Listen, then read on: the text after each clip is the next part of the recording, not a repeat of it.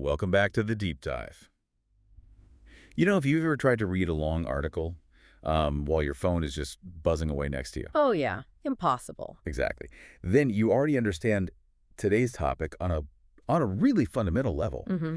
We are tackling this huge tension surrounding the newest generation and the technology that really defines their world. It is the ultimate contemporary challenge, isn't it? And the source material you shared with us today is, well, it's incredibly insightful because of how lean it is. Just one piece. Exactly. We have a single excerpt, and the title is already doing so much heavy lifting. Tech's Double Edge for Young Minds. Double edge. That title, it really doesn't allow for any neutrality, does it? Not at all. It implies these two conflicting, incredibly powerful trajectories, both coming from the same place. Right. So our mission for this deep dive is to take that single idea, that single source, and use it to structure our entire understanding of this dilemma. We're examining the framework of the tension itself. Making sure we explore the whole landscape it lays out. Precisely. So, okay, let's jump right in. What is that core question that defines this double edge? The source asks, and this is the crux of it, does modern technology help young people improve their lives, or does it weaken their education and critical thinking? Wow. That contrast, improvement versus weakening, that's the whole ballgame. That's the defining conflict of the digital age for this generation. I really appreciate how it immediately forces us away from a simple tech is good or tech is bad stand. Oh, for sure. It's not a binary. It sets up these two opposing possibilities that we just have to explore fully. We need to respect that duality, dissecting the concepts behind improving lives on one hand and weakening cognitive skills on the other. And that's essential, especially since we are purely dealing with the conceptual framework the source provides. We're looking at the potential promise and the potential peril. Right. Let's start with the upside. What does the source even mean by that optimistic possibility, that technology helps young people improve their lives? Well, when I think about improvement, especially for young people, I immediately think about the huge economic and social gaps that technology has the power to bridge. It's not just about getting a slightly better job. It's about access to opportunity that was, literally impossible a generation ago. That democratization of information is the core argument for improvement. Yeah. Definitely. Think about a young person in a rural area who previously only had access to their limited local curriculum. Right. Now, through, open educational resources, platforms like Coursera, they can learn really specialized skills, say advanced data science, and they can immediately compete in a global market. That is a tangible, measurable improvement in their life's trajectory. A huge one. But it's not just skill acquisition, is it?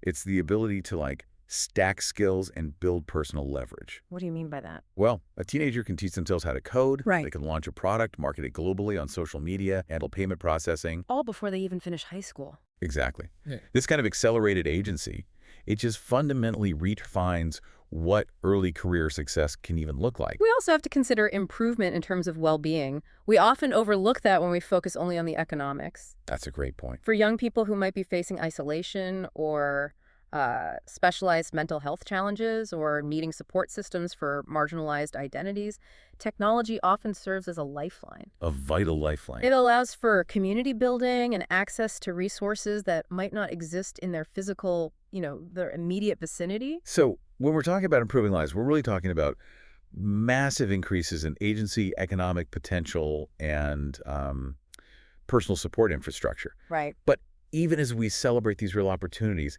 the source forces us to immediately pivot to the downside. Let's take edge of the sword. And this is where the tension becomes really acute. How does this same powerful force actively weaken education and critical thinking? Okay, so this is where we have to get really specific about the cognitive and pedagogical costs. The source is smart. It separates two distinct areas of concern: education, so the formal structure of learning, And critical thinking. and critical thinking, the inherent cognitive processes themselves. Let's focus on formal education first. If technology provides all this unprecedented access, why would it be weakening education? That seems so counterintuitive. Every textbook is online now. Right, but the weakening isn't about access. It's about depth and process. Okay. The central mechanism of formal education is, at its core, to teach sustained intellectual effort. Right, the grind. The grind, exactly.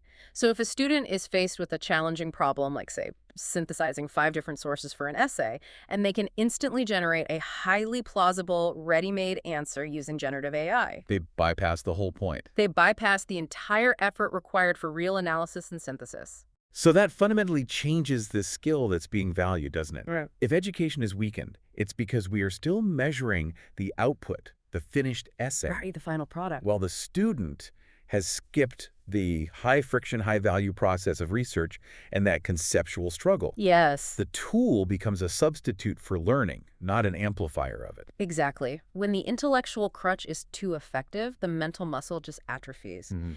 And this doesn't just affect assignment completion, it shifts the entire educational focus away from deep, long-term knowledge retention toward surface-level information retrieval. That's a profound systemic weakness. It is. But I want to introduce a little bit of friction here.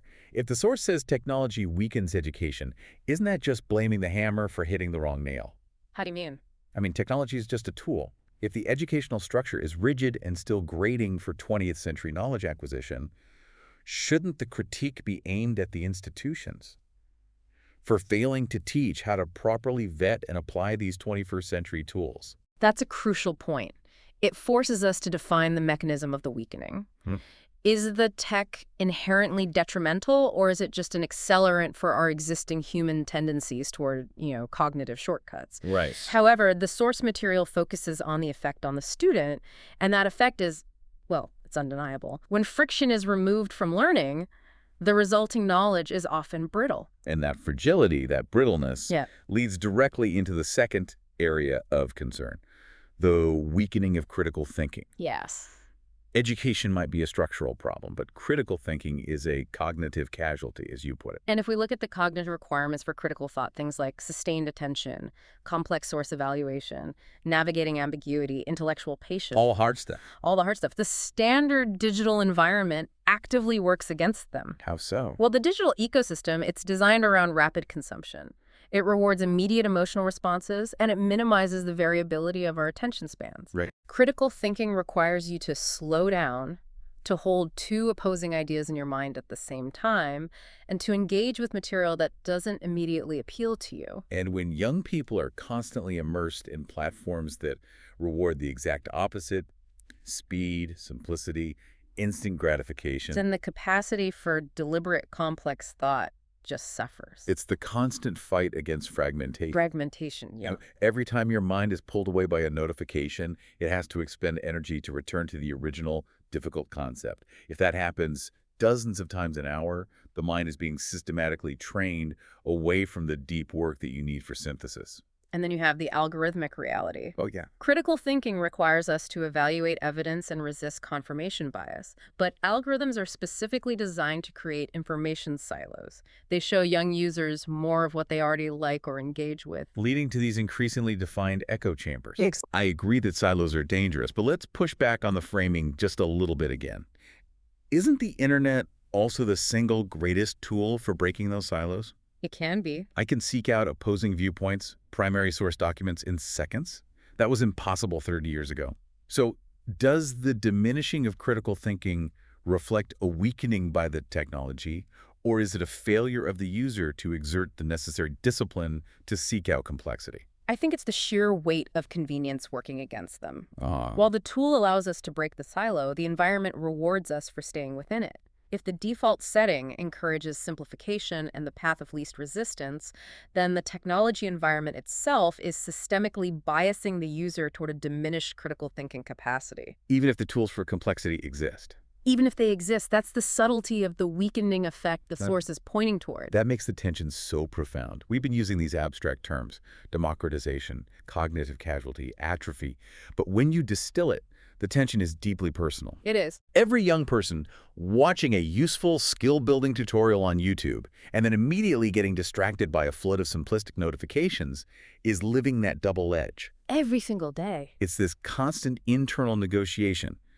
Am I using this tool to improve, or is this tool weakening my ability to learn? And that internal negotiation is key. It ties the two halves of the source material together perfectly. How so? The technology that connects us to life-changing opportunities is the very same technology that fragments the attention we need to actually capitalize on those opportunities. Wow.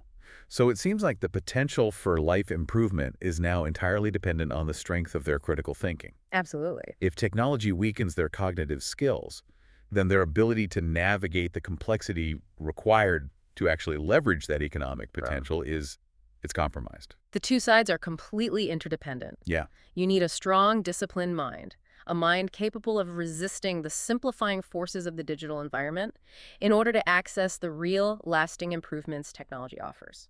Otherwise, all that powerful potential is just squandered on low-value, high-distraction usage. That's it. So this deep dive, driven by just that single source, it forces us to realize that we can't simply celebrate the gains in access and opportunity without wood for beat, without simultaneously guarding against the specific cognitive weakening that may result from the mechanisms of the digital world. It's the ultimate high-stakes trade-off for the next generation. The huge trade-off. Absolutely. The summary of this dilemma is just inescapable. Technology holds this undeniable promise of significantly improving young lives through expanded access, connection, economic opportunity, All of that good stuff. all the good stuff. Yet it simultaneously carries a direct threat, the weakening of essential educational discipline and fundamental critical thinking skills by prioritizing instantaneity and simplification over rigor and depth. So it means the conversation has to move past generalities. Yes. It's not about how many devices they have. Yeah. It's about how they use them and what that usage is doing to their core ability to focus and to process complexity. And that is the final implication here. We have to move beyond the binary of good or bad. Right. The source tells us it is a double edge. Our essential task, then, is to constantly assess where that edge is cutting in any given interaction. Is it opening a door to knowledge, or is it dulling a necessary skill?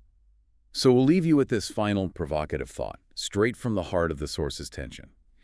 Given that technology's impact is described as a double edge, what are the specific real-world indicators you look for in yourself or in the young people around you to determine if technology is currently acting to improve lives? Things like genuine deep learning or community connection. Or if it's actively acting to weaken, things like mental muscle atrophy or extreme echo chambers. How you answer that question, I think, determines whether the future is defined by progress or by peril. A truly challenging thought to end on. Thank you for sharing your source material with us today. Until next time, keep digging deeper.